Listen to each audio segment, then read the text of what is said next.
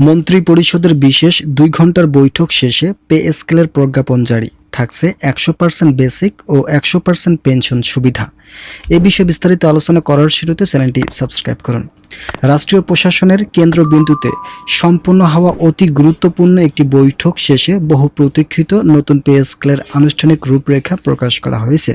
মন্ত্রিসভার পক্ষ থেকে জরুরি ও বিশেষ এই বৈঠকে টানা ২ ঘণ্টার দীর্ঘ ও পুঙ্খানু পর্যালোচনার পর চূড়ান্ত সিদ্ধান্ত গ্রহণ করা হয়।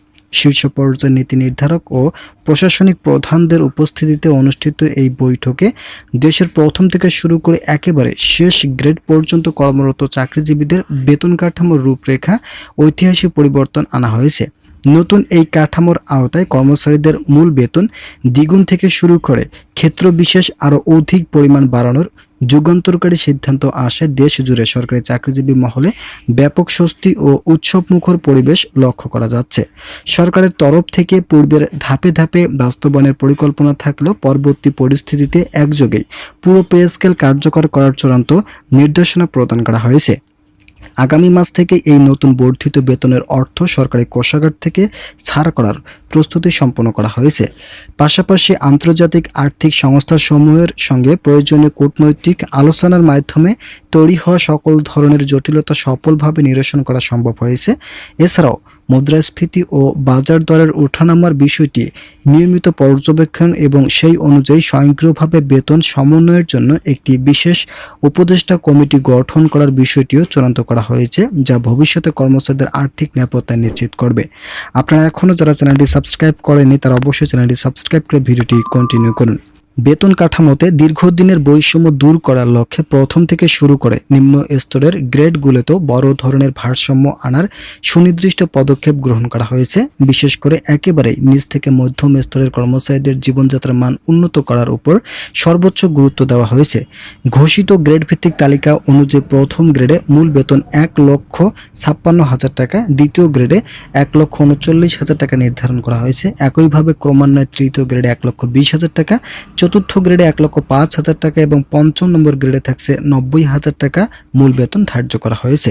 ষষ্ঠ গ্রেডের ক্ষেত্রে তা দাঁড়িয়ে ৭৮,০০০ টাকা, সপ্তম গ্রেডে ৬৮,০০০ টাকা, অষ্টম গ্রেডে ৫৮,০০০ টাকা, নবম গ্রেডে ৫০,০০০ টাকা এবং দশম গ্রেডে ৪৩,০০০ টাকা মূল বেতন চূড়ান্ত করা হয়েছে। অন্যদিকে মাঠ পর্যায়ের কর্মচারীদের সুরক্ষা ১১তম থেকে শুরু এবং ২০তম গ্রেডের বেতন উল্লেখযোগ্যভাবে পরিমাণ বাড়ানো হয়েছে। এই স্তরগুলোতে যথাক্রমে ১১তম গ্রেডে ৩৫,০০০ টাকা, ১২তম গ্রেডে ৩২,০০০ টাকা, ১৩তম গ্রেডে ৩০,০০০ টাকা, ১৪তম গ্রেডে থাকছে ২৮,০০০ টাকা এবং ১৫তম গ্রেডে থাকছে ২৭,০০০ টাকা। এছাড়াও অন্যান্য গ্রেডগুলোতে ধারাবাহিকভাবে বেতন বৃদ্ধি করা হয়েছে। বিশেষ করে ১৭তম গ্রেডে ২৪,৫০০ টাকা, ১৮তম গ্রেডে ২৩,৫০০ টাকা, ১৯তম গ্রেডে ২২,৮০০ টাকা, ২০তম গ্রেডে থাকছে ২২,০০০ টাকা নির্ধারণ করা হয়েছে। বর্তমান বাজার দরের ঊর্ধ্বগতির কথা বিবেচনা করে ১১তম থেকে ২০তম গ্রেডের কর্মচারীদের জন্য নতুন এই সাশ্রয়ী মূল্যে রেশন সুবিধা চালু করার নতুন সুপারিশ করা হয়েছে, যা নিম্ন আয়ের পরিবারের দৈনন্দিন খরচের উপর বড় ধরনের স্বস্তি নিয়ে আসবে। সংশ্লিষ্ট মন্ত্রণালয় সূত্রে নিশ্চিত হয়েছে যে আসন্ন মাস থেকে ব্যাংক অ্যাকাউন্টের মাধ্যমে এই বর্ধিত বেতন ও অন্যান্য ভাতাদি সরাসরি সুবিধাভোগীদের নিকট পৌঁছে যাবে। আপনারা অবশ্যই চ্যানেলটি সাবস্ক্রাইব করে ভিডিওটি কন্টিনিউ করুন। নতুন এই বেতন কাঠামোর পাশাপাশি অবসরে যাওয়া প্রবীণ কর্মকর্তা ও কর্মচারীদের আর্থিক নিরাপত্তা এবং সামাজিক সুরক্ষার বিষয়টি অত্যন্ত গুরুত্বের সঙ্গে বিবেচনা করা হয়েছে। দীর্ঘ কর্মজীবন শেষে যাওয়া অবসরপ্রাপ্ত কর্মচারীদের বর্তমান জীবনযাত্রার ব্যয় ও আর্থিক চ্যালেঞ্জের কথা মাথায় রেখে পেনশন সুবিধা উল্লেখযোগ্য হারে বৃদ্ধি করার যুগান্তরকারী সিদ্ধান্ত নেওয়া হয়েছে।